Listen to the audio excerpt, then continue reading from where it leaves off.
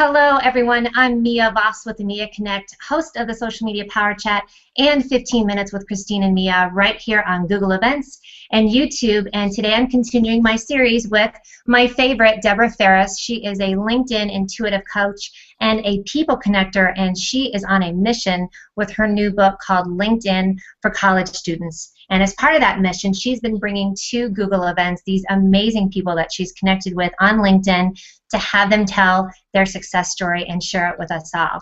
So today we have Jim Palmer. I have to read it because it's so fabulous. He is the CEO of the Orange County Rescue Mission. He's also currently serving on the Orange County Housing Authority, and he's also on the board of directors for the Hurt Family Health Clinics. So he is all about community and connection, definitely. Right, Debra? Absolutely. So the reason why Jim Palmer is my favorite and close to my heart is I've actually seen the stories live. I've actually been there for the graduations. So I mean, when you get to hear Jim, he's so humble and he's so easygoing. And if you were sitting next to him at a restaurant, you would know that the caliber of a human being that he is. And you know, people talk about random acts of kindness. This man has been on 52 boards. That's wow. Huge, huge, huge. He has dedicated his entire life. And if you actually get to meet him and see him in person, he's like just this Angelica angel. I mean, you get it. You get it that he's just every cell in his body is about kindness and giving and caring. And you see, if you look on his LinkedIn, that you know his goal and his commitment is serving 1 million homeless. I mean, and this is a mission that it's going on right now as we speak. And he is absolutely one of the most brilliant human beings I've ever met, and a heart bigger than the ocean.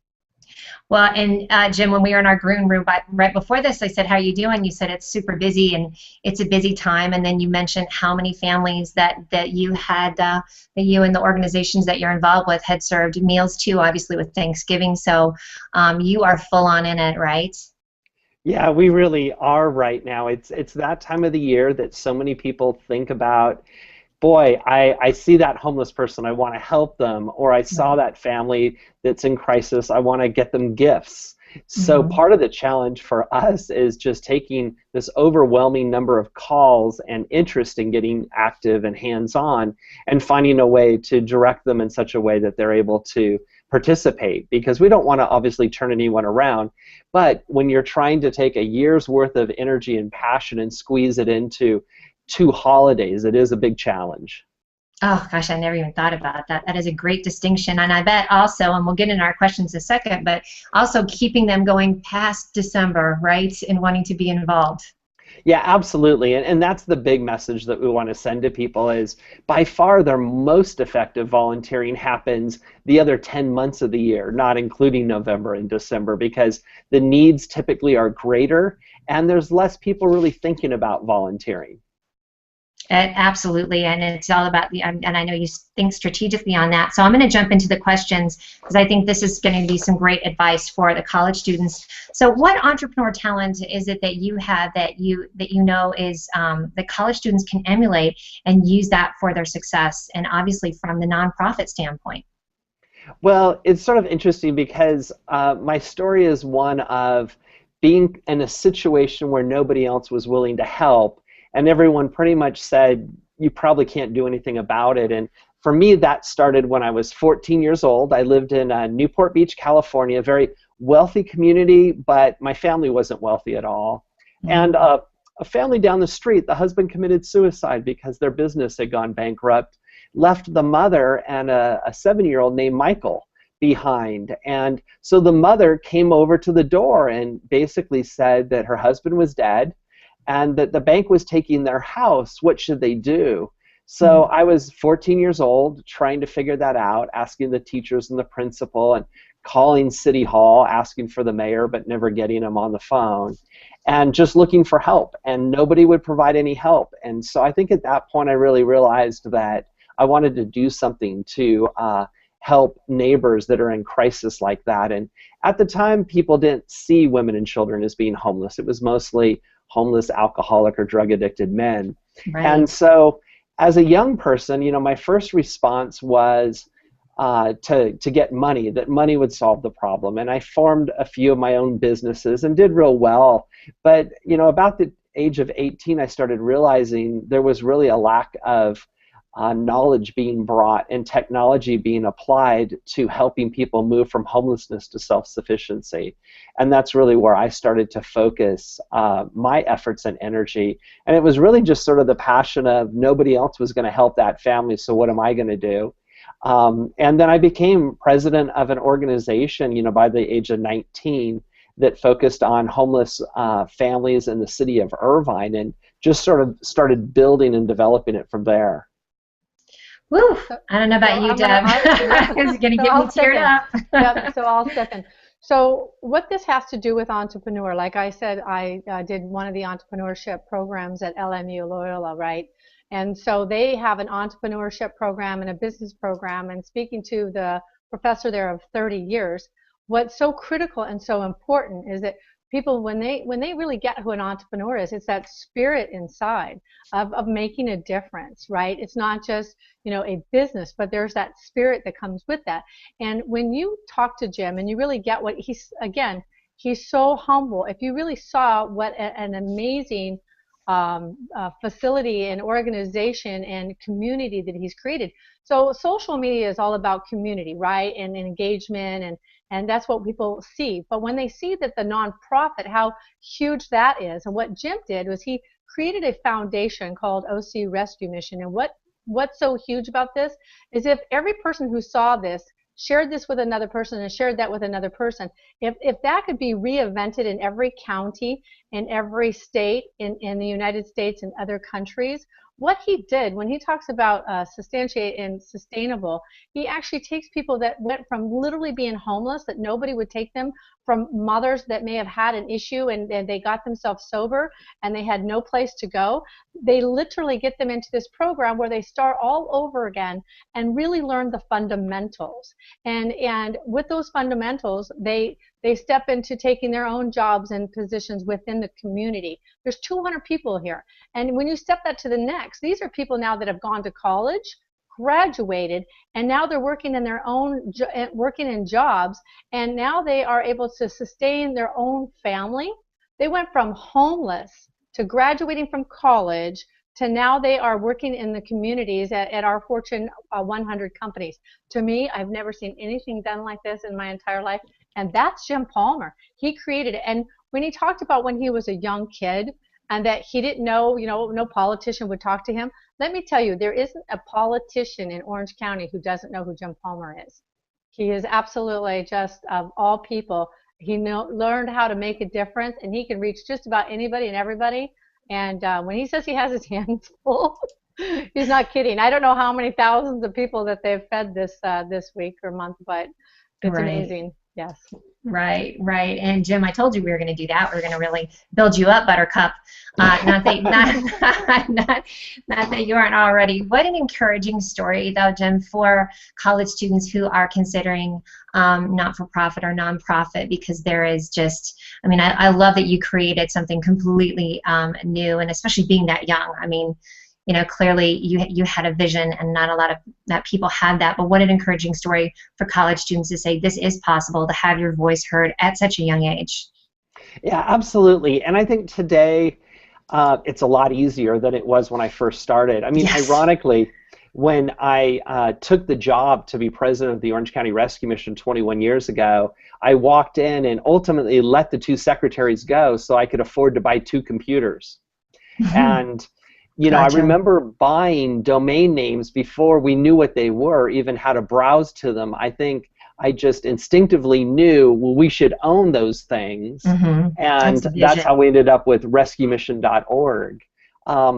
But today, with LinkedIn, and Debra can testify, she was my coach and taking me from the bottom of the bubble to, I think, an expert level now. The way in which we can communicate and talk to people and share our vision and ideas is so much more powerful than having to try to do it one individual at a time. I look today at LinkedIn and the network that starts to develop, and I've got, you know, a general, and I've got a doctor, and I've got the chairman of the board of a company, and then I've got these CEOs of foundations that donate to us that are almost impossible for me to normally get a hold of. Sure. Yet they're seeing my postings every other day, and they're seeing what we're up to. I think the other thing, too, that was really interesting, and I learned from Debra, was, for the most part, we treat everything at a business level. Everything's professional. You're posting your bio or something. And she had really, taken away that myth for me and showed me that you want to share your passion and your heart, your vision of what you want to do. And, as soon as I did that, things changed dramatically. And, of course, the LinkedIn value to myself and this organization grew dramatically. And we see it across all platforms, but I think LinkedIn's pretty unique that way for someone to start sharing their idea and finding resources that are out there. The power of it's pretty significant. And what's really neat is you can start it and do it, any time of day or night. And Right. I think the other thing that technology gives college students today an opportunity is to make an impact before they graduate, to make an impact while they have another full-time job. You don't necessarily have to quit everything to go into Right. nonprofit work anymore. And I'm going to segue into our next question with that, because that's perfect. How valuable do you think it is for college students to become involved in their community and so forth? And that's, making a difference and making an impact. Can you talk a little bit about that? I think it's huge, because if they don't, they're going to hit the age of 30, 35, 40 and look back and go, oh my gosh, why am I doing whatever I'm doing? I meet so many doctors, attorneys, accountants that were very successful, got their degrees, got their jobs at a good firm, and then they're scratching their head going, but I wanted to change the world. I wanted to do something. I wanted to help people in some Sure. fashion.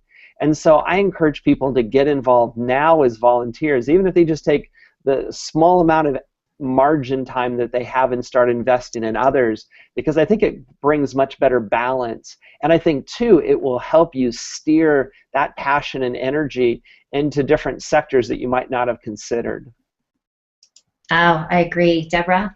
Yeah, so that just reminded me watching the news today, and Jim, thank you again for doing this, right after Thanksgiving. What an appropriate time. And I'm so Very. grateful and feel so blessed. And if you, like I said, just hearing this story about Jim, you really get of what an amazing human being he is. But I think today is on Twitter, it's hashtag Give Tuesday. So Yes. again, after everybody spent all their money buying presents on Friday and Saturday and whatever they call Yesterday was Cyber Monday. That's right. Right, Mhm. exactly. They're calling this the Give Tuesday. So again, with what Jim just said about holidays. So what college students can remember is that they can plan this right into their schedule and going to be successful business people in the future, whether it's a Fortune 500 company or starting their own business, being an entrepreneur, it is about the strategic planning. So you can plan for the holidays in the summer. What would that be? And we've talked about this before in the past about who am I?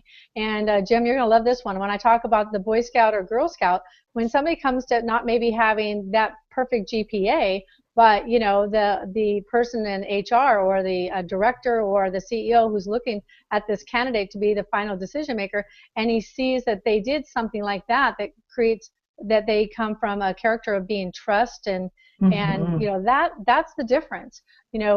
That's where people make decisions, and I think where Jim is right now, if they get what is important to you and who are you, and is it caring for the elderly, or is it about animals, or is it about homeless? And we've shared the story before, but I was asked to do a blog before my book came out on my website, and they said, so you need a blog, and I did a blog about a homeless person, and they came back and they said to me, what are you doing? How does that relate to LinkedIn? And I said, if you can't connect with a homeless person and you can look them in the eye and understand that that's a human being and somebody that we care about, then you don't really know what connecting is all about. I think Jim knows that one. Absolutely. And I also think a great point of that too is when at a younger age, if you are getting involved with different groups, talk about like attracting like. These could be potential people that you end up collaborating with on these different charitable ventures or groups that you could potentially do business with, because you're certainly going to be really kind of attracted to them of the same character, right? Yes. You get great connections that way. with groups, so it doesn't matter if it's OC Rescue or Habitat for Humanity or veterans. You know, again, I have a friend they're gonna be giving 5 homes away to veterans. So, you know, there are so many ways for them to be involved in some type of a nonprofit. Just recently, we did the LinkedIn search for nonprofit, and there was over 6,000 people that are involved in nonprofits. So there's a lot of Jims out in the world. They may not have accomplished all that Jim has done, but they have a heart like Jim. So, Jim, with that, what advice would you give? Because our question is, you know, what groups on LinkedIn do you think would be helpful for them for this subject in particular? What would be a great way for a college student to approach a particular group, or how to interact with a group if they're looking to get into the nonprofit world or just in general? I think the first thing you do is think about where your heart is. What have you seen or done that caused your heart to either race or sink a little bit? And is it sheltering people, feeding people? Is it training people? Is it reading to children? And then search on those subjects and follow those leaders that are out there that are speaking into those areas. And I think, you know, as Debra had shown me, when you build your profile, put those key things in, even if they're things that you haven't accomplished but that you desire to do or have an interest in. You know, get those into your profile so that others can see it, and that it might open up doors for you with some of these opportunities. But there's so many good groups to follow out there, including the Orange County Rescue Mission if they're interested. And with that, do you think that's, it sounds like something that it's a group they should follow just to see how things are running, and even if they're in Chicago, but they go and look at your group, they're going to see how things are working and want to emulate it. Yeah, absolutely. You know, we've spent a tremendous amount of money on analyzing and marketing and figuring out where the niches are, but yet you could just follow us and get all of that information free and replicate it in your own community. Yep. It's, I mean, that's right. It's definitely, it does not seem like a dual purpose, a great thing, though, that this is work that you put into, but you could light a candle for someone else. So I do encourage everyone out there to go and take a look at Jim's group. And tell me the name of the group again. Is it Orange County Rescue Mission? Orange County Rescue Mission, yes. Excellent. Debra, talk about groups as well. So how he covered with some of the groups, obviously not just the groups, but for Orange County Rescue Mission, but also follow the companies. So I'm going to have Jim talk about some companies, and I'll tell you why.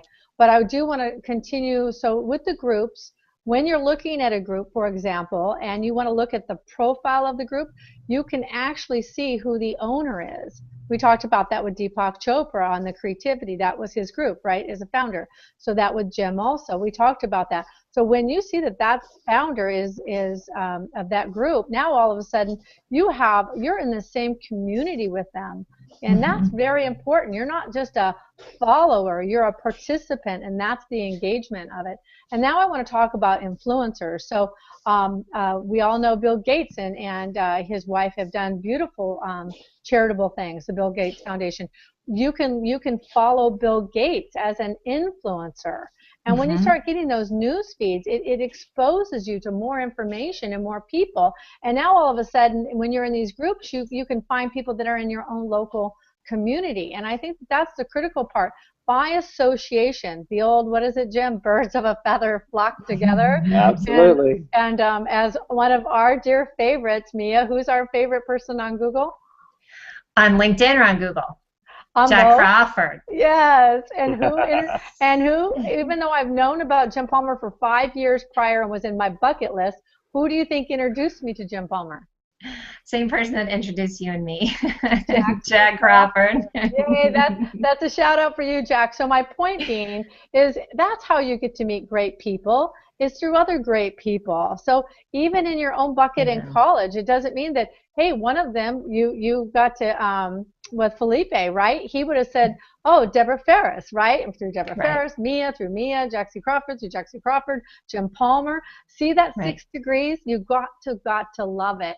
And what I'd like Jim to talk about a little bit right now that I think is really important is that I know, because I've been to Orange OC Rescue, and it's this beautiful, gorgeous community, and the way that they're structured and the home facility and how they work and all that is just amazing. But even more amazing about that is they have a board that shows all their donors. Now listen, when you get other people who donate and sponsor, like we're all talking about green companies, right? If somebody's green friendly, that means they care about, the birds and the animals and the ocean.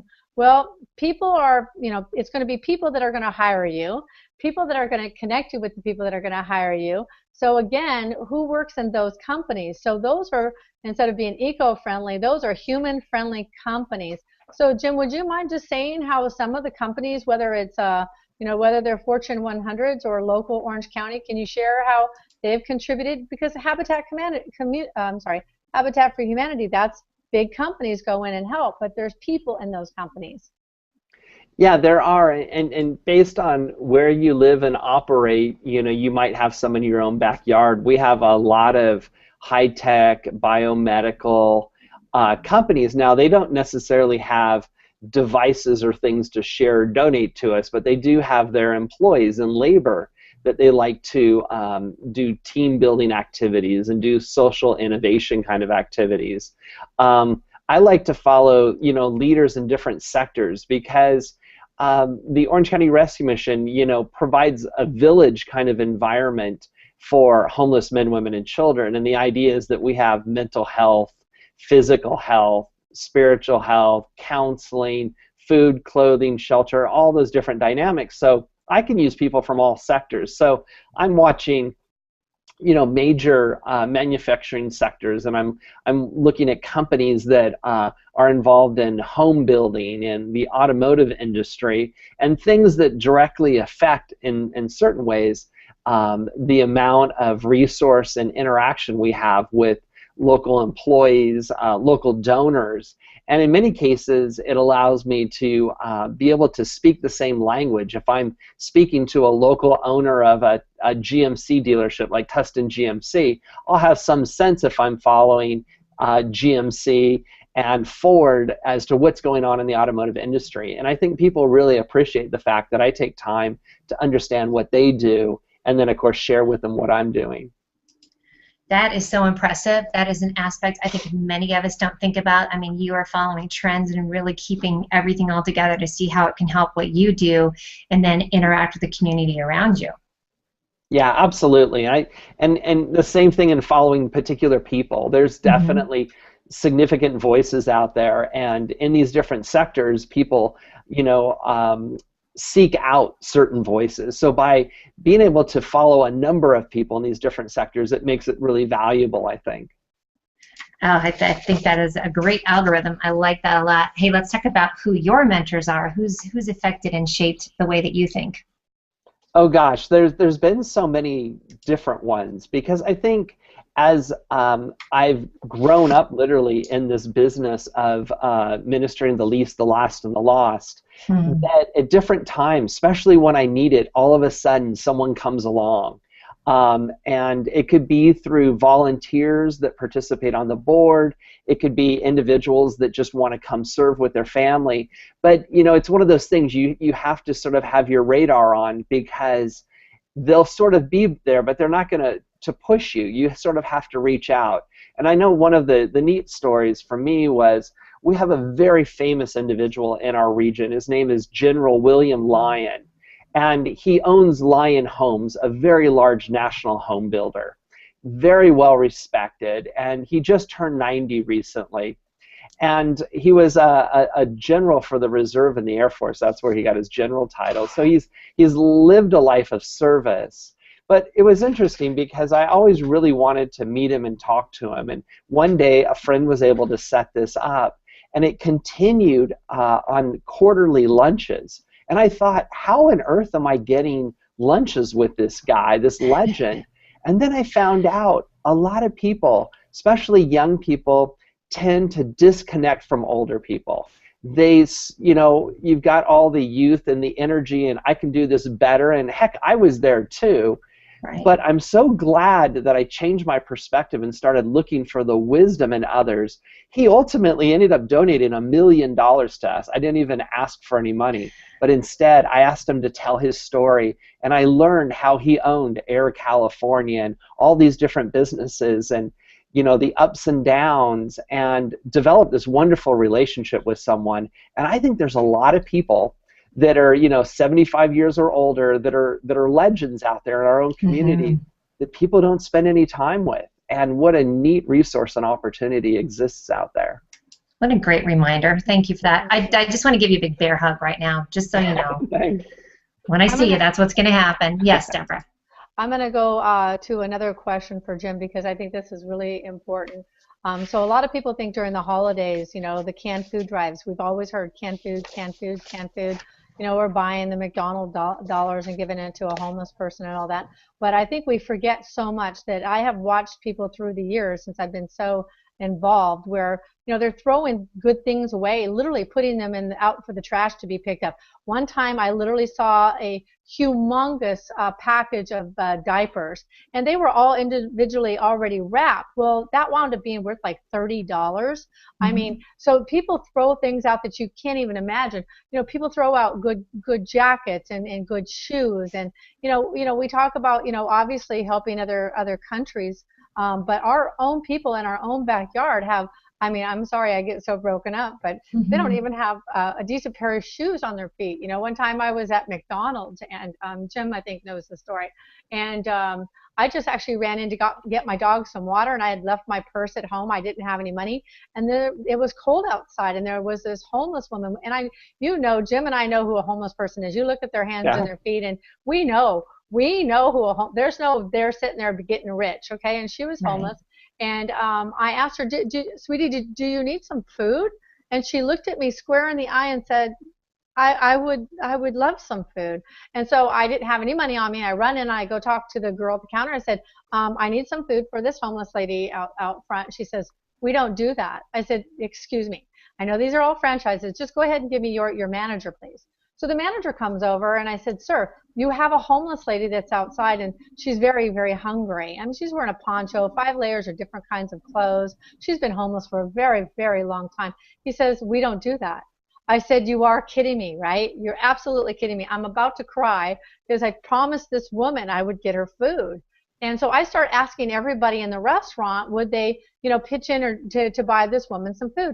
And I had 7 different families say no. There was only one family that I didn't ask, and I heard them talking, and they didn't speak English. They were Chinese, and she overheard me in my franticness. She felt my human vibration. That's the part I want to make sure people get. We have a frequency, and she heard that frequency. And I had even asked a man that had 3 burgers, can you give her one? And he's like, no. And this woman comes, she goes, me buy her food, because she repeated the words that I said. I know, right. And so I will run out, and I said, this lady here would like to buy you dinner, right? And she sits down and she brings her dinner. But I mean, this is what I'm talking about, and this is the kind of heart that Jim Palmer has. And what he's done is literally taken homeless people that had no food and literally helped them get educated and work back into a community, get an education, and get a job that now they can provide for their family. They're an asset to the community. And let me tell you, those people are very heart-driven, and they're going to go back, and it's a ripple effect. Is it not, Jim? It really is a ripple effect. You were talking about finding diapers. I thought, that's another program for you, dumpster diving with Debra. But the reality is, while I make fun of it, that unfortunately for millions of people, that's a real reality. They're finding their subsistence from asking for help or going through people's trash. It is amazing how much food. I think the food banks estimate that restaurants throw away enough food to feed everybody that's hungry. Right. And that's a shame. Something needs to be done there. But I think what we need to do is we need to do it by community. I think what we've allowed to happen, about 60 years ago is the government to step in and just take control of everything and create really an entitlement kind of community that has not worked. I mean, we just haven't seen the benefits of it. And I think each community, each neighbor needs to take back that authority to help those that are in their own community. I think that's really where the whole solution is, with the local church, the local synagogue, the local Boys and Girls Club and YMCA. by bringing it back local, I think we'll have a better job. And I think that's where the relationships with the restaurants and the grocery stores and others kick in is, you know, if they know they're helping someone from their own community, they're usually pretty generous and willing to do that. They just get concerned when government gets involved. So with that, I'm going to loop in this our last question for you, but it'd be perfect with this conversation. With that, what's your best tip for college students? And let's loop that in with this mission that you were just talking about. I think the first thing is to figure out what God created you for. At the end of the day, there's a calling on every human being. And I remember one of my mentors told me it's the natural swing. There's something that you can do that is so natural. It might be working on a computer. It might be counseling somebody. It might be cooking. It could be anything. Find whatever that natural thing is for you, and then where your heart is in helping others, and just connect those two things, because it can be very, very easy. There's literally hundreds of thousands of nonprofits and faith-based organizations around. So there's probably one within 5 minutes of wherever you are right now.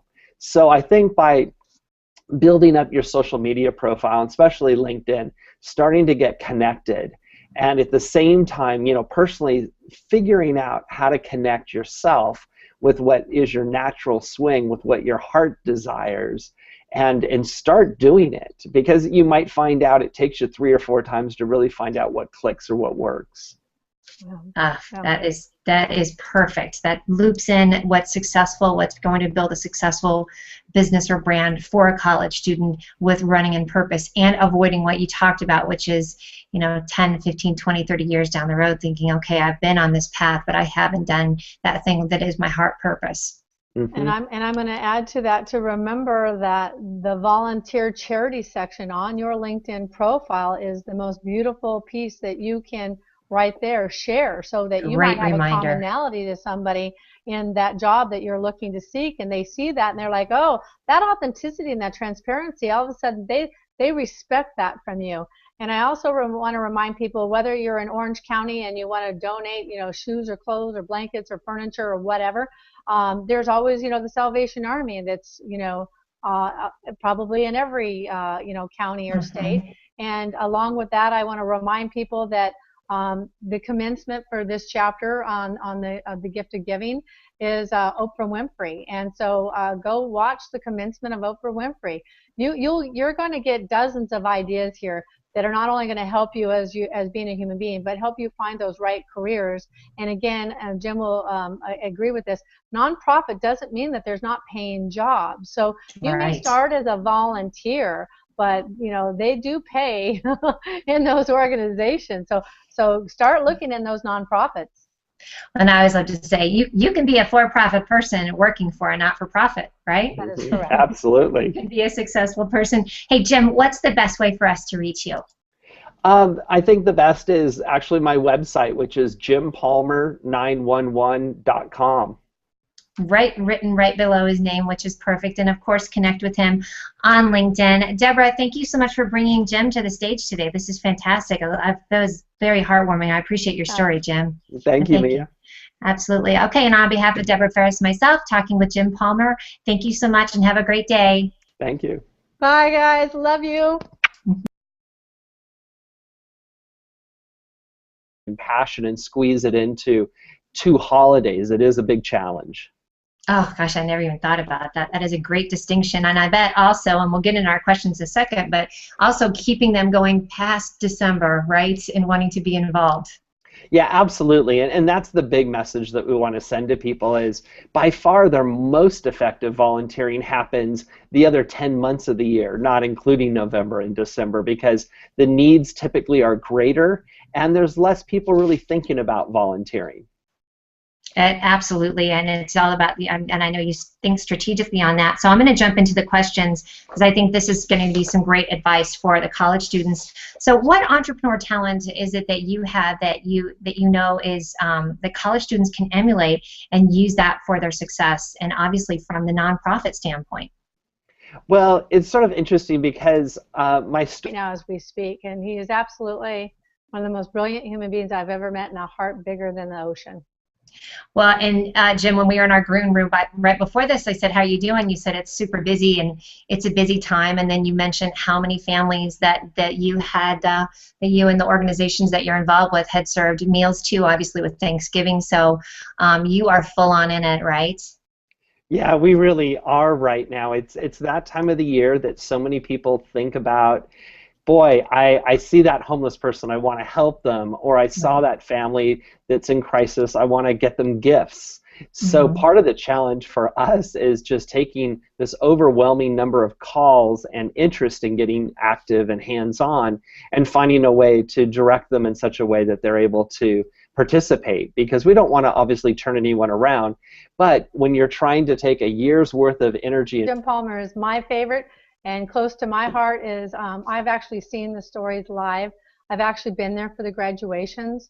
So I mean, when you get to hear Jim, he's so humble and he's so easygoing. And you, if you were sitting next to him at a restaurant, you would know that the caliber of a human being that he is. And you know, people talk about random acts of kindness. This man has been on 52 boards. That's Wow. huge, huge, huge. He has dedicated his entire life. And if you actually get to meet him and see him in person, he's like just this Angelica angel. I mean, you get it. You get it that he's just every cell in his body is about kindness and giving and caring.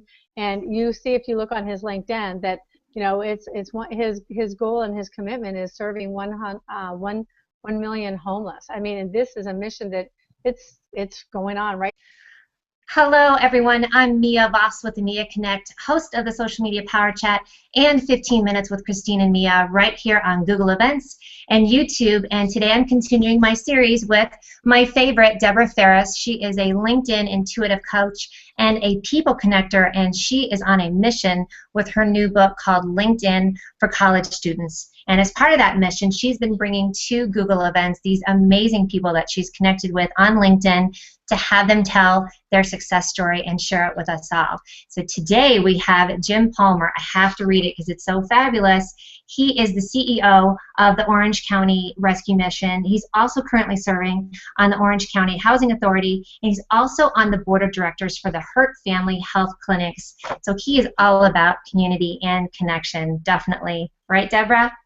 Absolutely. So the reason why The story is one of being in a situation where nobody else was willing to help, and everyone pretty much said, you probably can't do anything about it. And for me, that started when I was 14 years old. I lived in Newport Beach, California, a very wealthy community, but my family wasn't wealthy at all.